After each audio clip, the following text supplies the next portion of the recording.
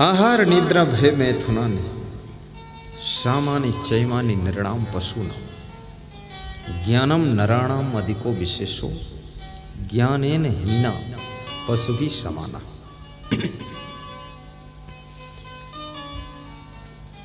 चाणक्य कहते हैं आहार लेना यानी भोजन करना, नींद लेना, प्रजनन करना, बच्चों को जन्म देना, भयभीत रहना, डरना, ये पशुओं में भी है, पंछियों में भी है, कीड़े मकोड़ों में भी है, मनुष्यों में भी है।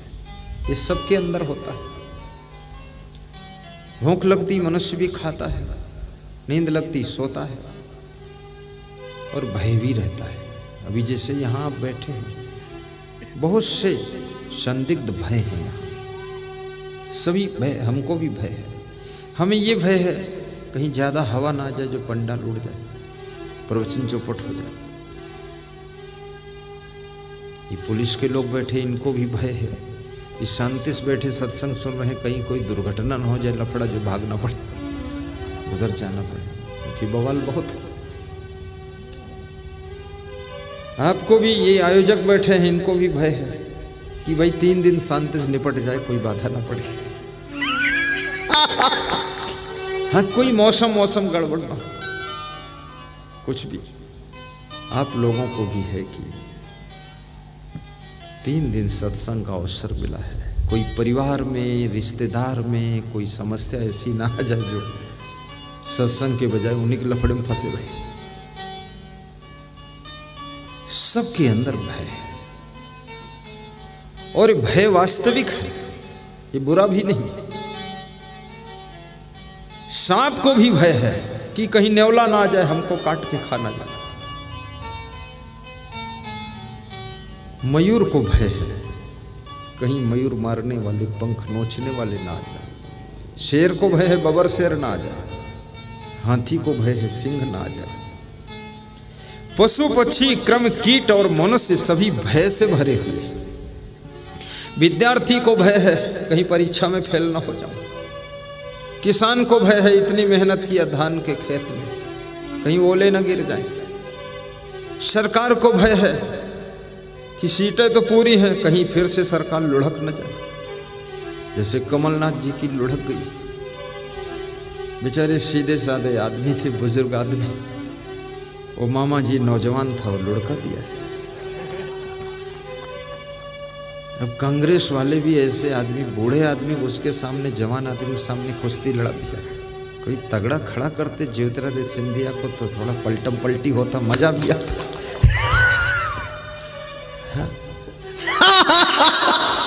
अभी ज्योतिरादित्य मुझे हवाई जहाज में मिले, बड़ा शातिर दिमाग है उसका, बहुत खिलाड़ी।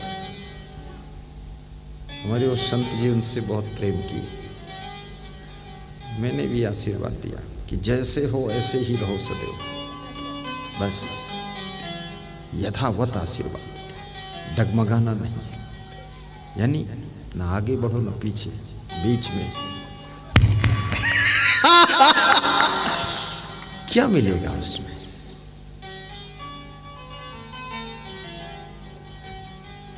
भटकने से भी कोई फायदा नहीं।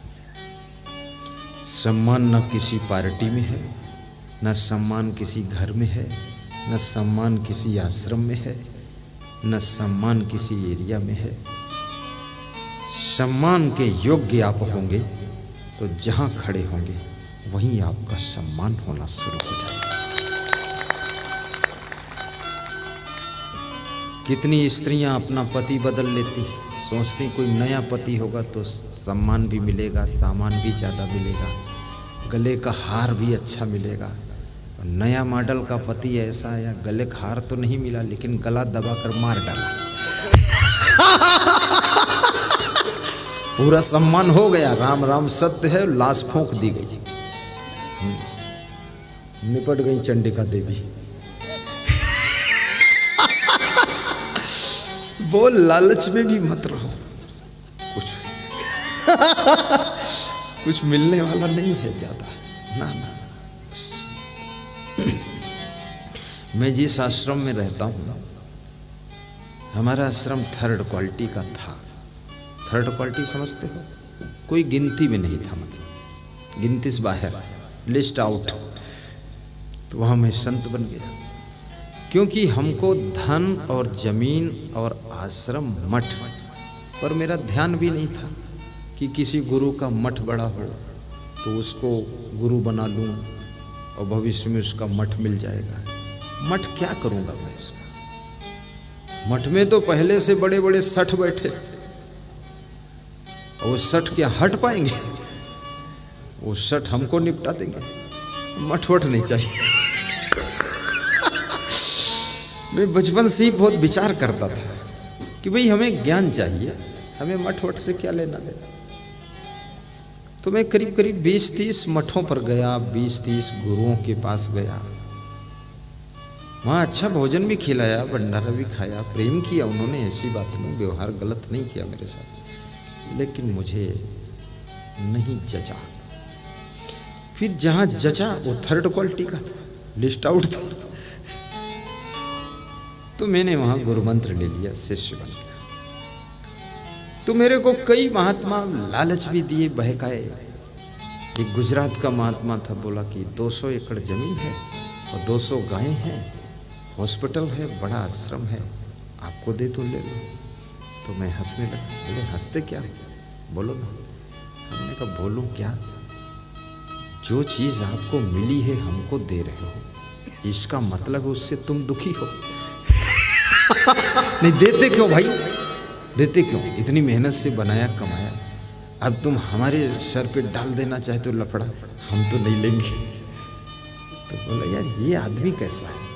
फिर मैं बिहार गया, वहाँ एक साधु बोला हम आपको सब दे देंगे, आप जो कहोगे वो हम करेंगे, और आप यहीं रहो, तुरंत नई गाड़ी खरीद देंगे। तो हमने कहा एक बात बताओ, आपको 40 साल हो गए यहाँ मेहनत करते करते, इतना बड़ा 3 मंजिल मठ बनाया आपने, ये सब व्यवस्था ये हमको आप दे रहे हो, तो आखिर इससे तुम उब गए हो, इसीलिए तो दे रहे हो, परेशान हो गए हो, तो इसमें हमें परेशानी में क्यों डालोगे और हम क्यों पड़ेंगे? तो मैं तो लूँगा नहीं। वहाँ से भी छलांग लगा दूँ। ऐसे 20 जगह में गया, क्योंकि अच्छे आदमी को तो लोग कमान थमाना चाहते ना। तो मुझे देखते थे, सोचते थे इसको बना दूंगा तो ये ठीक ठाक चला देगा और साथ में ईमानदार है और बुद्धि रखता है, करेगा। मैंने लिया। एक महंत ने कहा तुम्हारा आश्रम छोटा है, इसका कोई नाम भी नहीं है, यहाँ कहाँ फंसे पड़े हो। हमने कहा हम यहाँ फंसे नहीं हैं और न पड़े हैं, हम तो यहाँ प्रेम से रह रहे हैं। तो बोले तुम्हारी समझ में नहीं आता है, चलो काठमांडू में तुमको हम बहुत बड़ा मठ देते हैं। तो हमने कहा वहाँ ठंडी भी बहुत है। अरे बोले बादाम काजू खाना, छुहारा खाना, दाल भात मत खाना। तो हमने कहा वो तो साधु अगर खाएगा काजू और बादाम छुहारा तो गर्मी करेगा तो ब्रह्मचर्य की चौपट हो जाएगी। अरे बोले तुम यार अजीब आदमी हो। तो हमने कहा मैं तो ये बादाम वादाम खाता नहीं हूँ, क्योंकि अपना ब्रह्मचर्य संभालना कि बादाम खाओगे फालतू। सूझबूझ से खाना भी पड़ेगा। खान पान का प्रभाव शरीर के ऊपर 6 घंटे के बाद आता है। ज्यों ही भोजन हजम हुआ और रक्त बना और फट से पहुंचा बॉडी के अंदर, 10 घंटे में बॉडी पे असर आ जाता है उसका। इसलिए जिनको साधना करना है उन्हें खान पान पर ध्यान केंद्रित करना चाहिए। ये नहीं जो आ गया सब खा रहे हैं, पीते चले जा रहे हैं। कोई खीर दे दिया, पी लिया 2 लीटर, पीकर बैठे हैं धांधु महाराज। नहीं पीना है, बहुत खतरा है, बुद्धि भी नहीं रह जाएगी ज्यादा खाने से। बुद्धि घटे बहु भोजन खाए। तो मैं सबको रिजेक्ट किया। फिर मेरे गुरु का एक बड़ा गुरु भाई था, मेरे गुरु के गुरु ने जिसको गद्दी दिया था उससे मैं मिला एक बार। तो मैं उसका मन लेने के लिए बोला, अरे साहब जी मैं आपके पास आ जाऊं तो ठीक रहेगा। तो खाट पे लेटा था, 80 साल की उम्र थी, उठ के बैठ गया और हंसा। हाँ, अरे तब तो हमारे यहाँ सब उजाला हो जाएगा, तुम आ जाओ। तो हमने कहा साहब ऐसा है, आपकी 50 चेला है, आप तो रख लोगे, और ये चेला लोग हमको जहर देकर मार डालेंगे कि 40 साल से हम सेवा कर रहे हैं, बीच में कहाँ घुसड़ गए जाकर, तो हमारी तो मौत हो जाएगी, इसलिए मैं नहीं आऊँगा। तो बड़ी दुखी हुई है, सोचते थे मिल जाता अच्छा। मैं वहीं रहा अपने 3rd क्वालिटी के आश्रम पर। 9 फीट चौड़ा 13 फीट लंबा कमरा, उसी में 70 साल पुराने कमरे में रहता था। मेरे गुरु ने कहा कि पूरी सृष्टि सीख दे रही है, सीखने वाले की कमी है, सीख की कमी नहीं है। तुम सोचो कहीं जा करके कुछ हम नया उपलब्धि कर लेंगे, कुछ होने वाला नहीं। सिर्फ तुम अपने आप को शुद्ध करो, मन को पवित्र करो। मेरा गुरु ये सिखाता था, स्वयं अच्छे बनो, स्वभाव अच्छा बनाओ, चरित्र अच्छा बनाओ, वैराग्य अच्छा करो, बस सब कुछ यही है। घर ही में गंगा, घर ही में जमुना।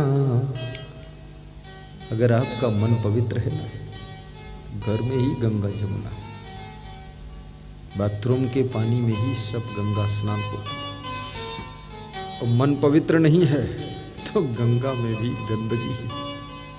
गंगा को भी तुम गंदा करके आओगे, मामूली नहीं हो तुम।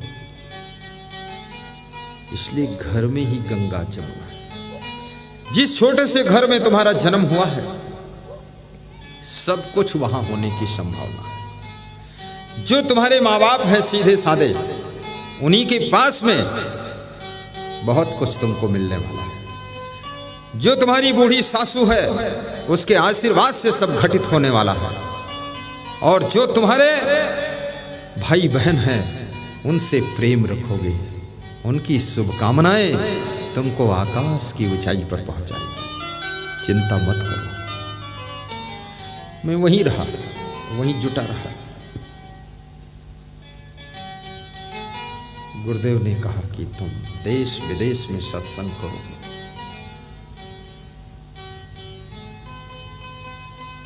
और जिस आश्रम पर मैं रहता हूं, मेरे गुरुदेव अभी भी पूज्य श्री क्षमा देव जी 100 साल का हमारे आश्रम पर अन्य संत हैं, वो संचालन करते हैं, पुराने संचालक भी हैं। मैं आश्रम संचालन नहीं करता।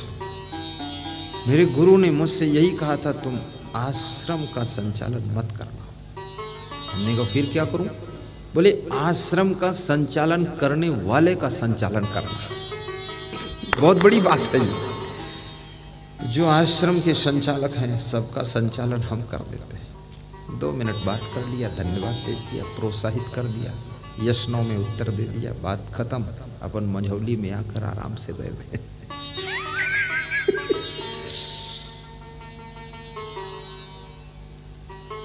स्वयं की प्रखर साधना आपको महान बना सकती है। स्वयं की तपस्या आपको क्षुद्र से विराट बना सकती है। और स्वयं का सुधार आपको जगत का उद्धार करने लायक बना सकती है। इसलिए आहार निद्रा भय मैथुनानि शामानि चैमानि नृणाम पशूनाम ज्ञानम नराणाम अधिको विशेषो ज्ञानेन हीना पशु भी समान। चाणक्य कहते हैं जो ज्ञान से हीन है वो पशु के समान है। भले ही 2 पैर हैं, भले ही उसके पूंछ नहीं है, सींग नहीं है, लेकिन पशु के समान है। और आदमी यदि पशु बन जाए तो ज्यादा खतरा है, क्योंकि आदमी बुद्धिजीवी प्राणी है। ये जब पशु का रूप लेता है तो दूसरे आदमी को जीने नहीं देता है। पशु तुम्हारे खेत में घुसेगा, पेट भर चर कर खा कर निकल जाएगा, लेकिन आदमी जब खेत में घुसेगा पेट भर खाएगा भी, वो गठरी बांध कर निकलेगा और दूसरे दिन पूरा खेत उजाड़ करके जाएगा। इतना बड़ा पशु है। तो ज्ञान को प्राप्त करो।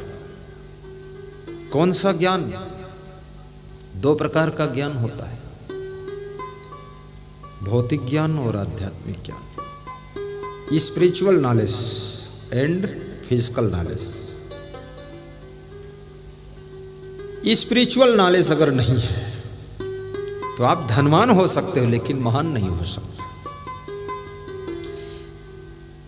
ये राजनीति में काम करने वाले लोग ज्यादा बीमार हो जाते हैं, दुकानदारी करने वाले लोग ज्यादा बीमार हो जाते हैं, ये महिलाएं बहुत बीमार होती हैं और कहते हैं भाग्य में जो है भोग रहे, क्या करें। भाग्य में बीमारी नहीं है, भाग्य में नहीं है, तुम्हारे पास में ज्ञान नहीं है। शरीर को स्वस्थ रखने के लिए पूर्ण व्यायाम की आवश्यकता है। संयमित आहार और नियमित व्यायाम ये आपके शरीर को स्वस्थ रहने का राज खोल देता है। दुनिया के लिए कहां तक तुम टाइम दोगे? इसलिए मैं निवेदन करूंगा, अत्यधिक व्यस्तता के लाइफ में भी कम से कम 45 मिनट का समय निकाल करके हर व्यक्ति को व्यायाम कर लेना चाहिए, पूर्ण योगा कर लेना चाहिए। इन महिलाओं को अपने कमरे में दरवाजा बंद करके अंदर उछल कूद का व्यायाम करना चाहिए, अन्यथा निरंतर इनका स्वास्थ्य खराब हो जाता है। शादी होने के बाद हर महिला 2-3 साल के बाद जब मायके लौटती है, कराहती हुई लौटती, तो उसकी माँ पूछती क्या हुआ क्या हुआ क्या हुआ, तो बोलती हाय बुआ, गुरुजी की दुआ, जो हुआ सो हुआ, कमर में दर्द, घुटना में दर्द। ये क्या लफड़ा बना के रखा? ससुराल में यही दर्द मिलता है। यहां से गई थी पत्नी बनकर, 5 साल बाद ससुराल से लौटी है तो हथनी बनकर। कोई व्यायाम नहीं, बस बैठे रहो। और शरीर में कोई तकलीफ होगी, उस तकलीफ का बंटवारा कोई नहीं करता है। ना पति करेगा, ना पत्नी करेगी, ना बाप करेगा, ना माँ करेगा, ना कोई नहीं करने वाला है। वो तकलीफ आपको भोगना पड़ेगा। इसलिए अपने शरीर का ख्याल स्वयं करो। आपके पास में तो इतनी बुद्धि है, संस्कार है कि पूरे विश्व का तुम ख्याल कर सकते हो। और कितने निठल्ले निकले कि अपने शरीर का ख्याल नहीं कर सकते। अपने शरीर को तो संभालो, और शरीर को जो संभाल लेता है 50% सुखी हो जाता है। अब दूसरा स्टेप है मन, जो मन को संभालता है, फिर वो 100% सुखी रहता है। 2 ही चीजें हैं, शरीर और मन, तन मन, बाकी तो सब बात करता। आत्मा में कुछ सुधारना है नहीं, ना कुछ संभालना, उसमें कुछ बिगड़ता नहीं, वो ज्यों का त्यों रहती। बस ये 2 चीजें। बहुत से लोगों का तो मन बिल्कुल डगमग है, गीत भी गाते रहते, मेरा मन डोले, मेरा तन डोले, मेरे दिल का गया करार रे, और खोपड़ी फट गई रे, पेट में छेद हो गया रे। क्या मूर्खता की ऐसे गीत गाते, शर्म नहीं लगती कि मेरा मन डोले? किसको सुना रहे तेरा मन डोले? ये फिल्मी गीत वाले जो होते ना, हीरो हीरोइन, ऐसे गीत गाते हैं कि दिल की जमीन में तुझको लिख दूंगा, तेरे नाम कर दूंगा। चल दिल की लिख दे, पेट किसको लिखेगा? मूर्ख कहीं का। हाँ, फिर ये कान लिख दे, फिर अपनी नाक भी लिख दे। ये सब फालतू गीत है, ये सब फिल्मी हीरो हीरोइन का नाटक फालतू। खुद ही अशांत हैं, खुद ही परेशान हैं, खुद ही टेंशन में हीरो हीरोइन इतना है। सुशांत हीरो ने आत्महत्या किया था, श्रीदेवी हीरोइन ने दुबई के बाथरूम में जाकर आत्महत्या किया, वहां डूब गई। अरे इंडिया से डूबने के लिए दुबई गई बाथरूम में, यहां बता देती इतना किराया भाड़ा खर्च किया, हम लोग एक तालाब में डुबा देते, बता देते ही बुद्धू कहीं की। और गीत गाती और कमर हिलाती है ये वो, और गोटेदार लहंगा निकलूं जब डाल के, और छुरिया चल जाए मेरी मत वाली चाल के, उल्टी छुरिया उन्हीं चल गई।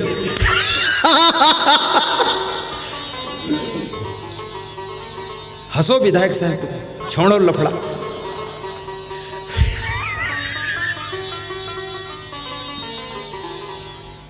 सही बात।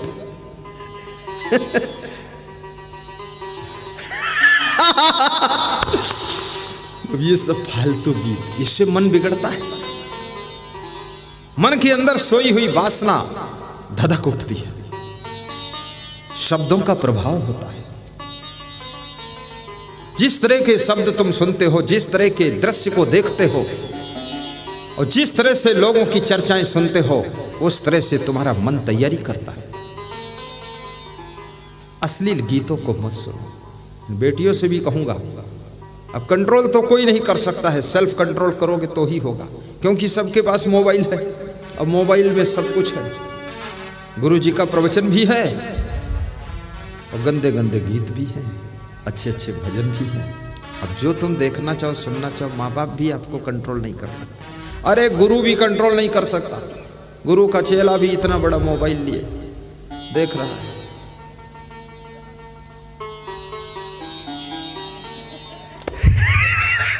पूरा पागल है।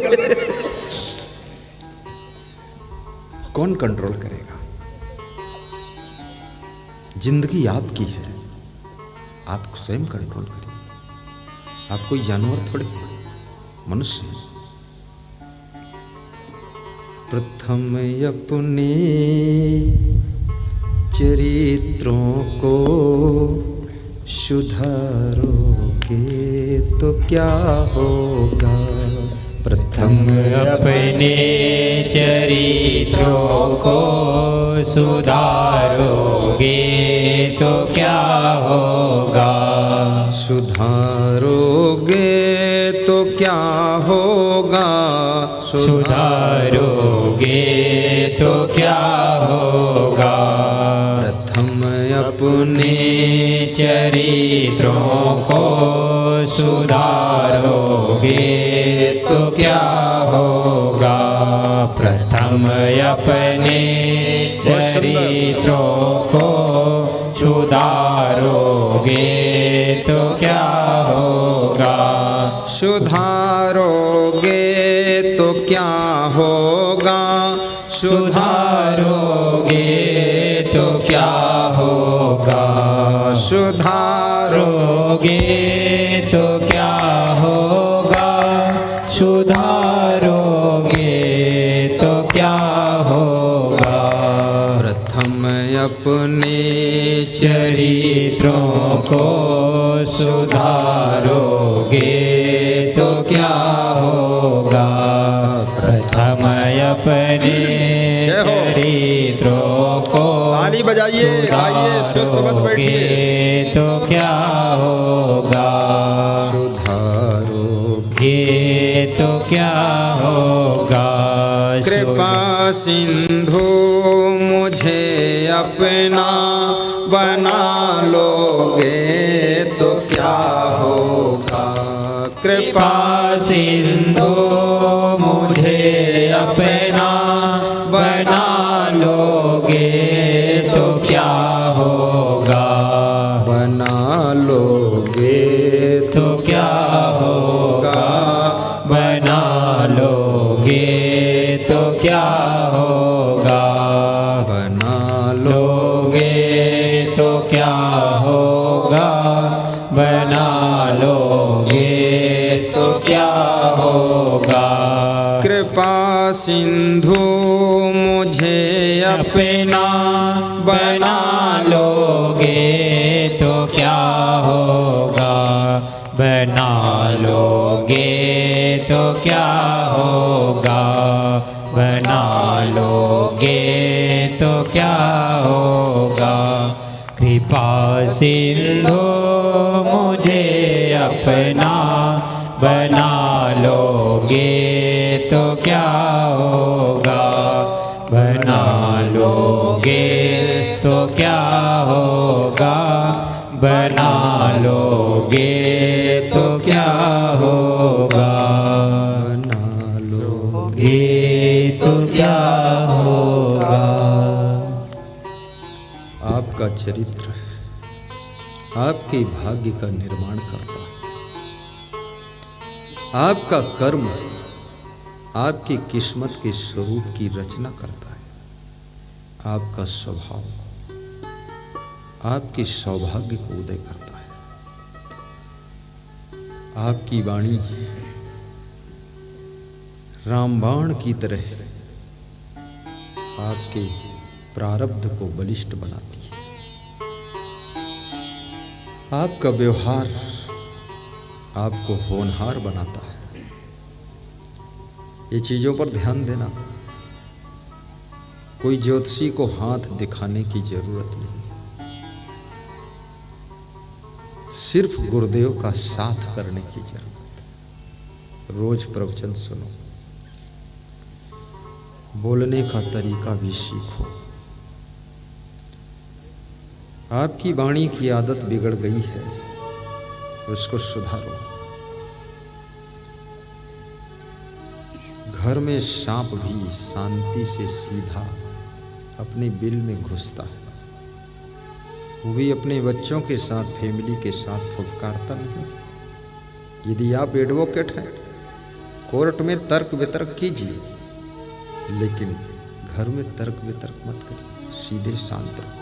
यदि आप पुलिस जवान हैं, अपराधियों को 2-4 लात मारिए, 2-4 गाली दे दो, धत्तेरी लत्तेरी, लेकिन घर में जाकर अपनी पत्नी को 2-4 लात मत मार देना।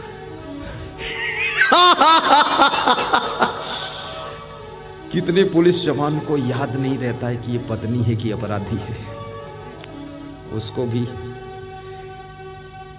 कोटा शहर का एसपी, हमारे बहुत महान भक्त, आश्रम आए, कुछ उनके लड़के बिगड़ गए थे, तो अपनी पत्नी को मेरे सामने अभद्र गाली दिया। हमने कहा, एसपी साहब आप इतने अच्छे हैं और इतनी अभद्र गाली। बोले इसी की वजह से लड़के बिगड़े। हमने कहा तुम्हारी वजह नहीं, लड़के तो साजिम होते। बोले साजिम होते में पुलिस की नौकरी से फुर्सत ही नहीं पाया, और ये कौन पुलिस में थी, इसको तो कंट्रोल करना चाहिए। तो मैंने कहा जो हुआ सो हुआ, अब आप उलझन में न पड़ो। समझाया परिवार को शांति से, शांति आ गई। फिर बोले आपका आश्रम में करौली जिले में बनाऊंगा, 15 एकड़ जमीन खरीद कर दूंगा। तो मैंने कहा कि क्या रेट में मिलेगी? अरे बोले ये रेट तुमको जानने की क्या जरूरत है, हम सब जनता के लोग मिल के खरीद के आश्रम बनाते हैं करौली जिले में। तुम कहाँ इस लफड़े में फंसोगे घूरते हो, ये तो हम लोगों का काम है। हमने कहा ठीक है। वास्तव में मैं निवेदन करूंगा, हम कहां पर बैठे हैं, किसके साथ बैठे हैं, किसके पास बैठे हैं, और कहां पर कैसा हमें व्यवहार करना चाहिए, कैसा बर्ताव करना चाहिए, कैसी वाणी बोलना चाहिए, और कैसा हमें प्रस्तुत होना चाहिए। हमेशा आप अगर समय, परिस्थिति और सिस्टम को समझना जानते हैं और समझने के बाद उस अंदाज से व्यवहार बर्ताव करना जानते हैं, तो आप कभी फेल नहीं होंगे, हमेशा सफल होंगे। इसलिए सोचो कहां होंगे। एक संत के पास जाइए तो नम्रता से जाइए। संत के चरणों की प्रथम भेंट आपकी विनम्रता है। अहंकार उनके चरणों में समर्पण कर दीजिए। नाना प्रकार का अभिमान इंसान के पास में रहता है।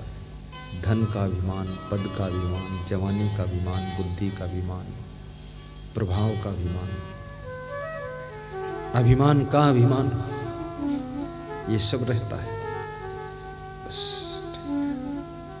कौन हमारे अहंकार को तोड़ेगा। और जिसके चरणों में अहंकार तुम अर्पित कर दोगे तो समझ लेना अहंकार टूटते ही जिस फील्ड में तुम जा रहे हो उस फील्ड के बंद द्वार भी खुल जाएंगे। अहंकार ही द्वार को बंद किए था।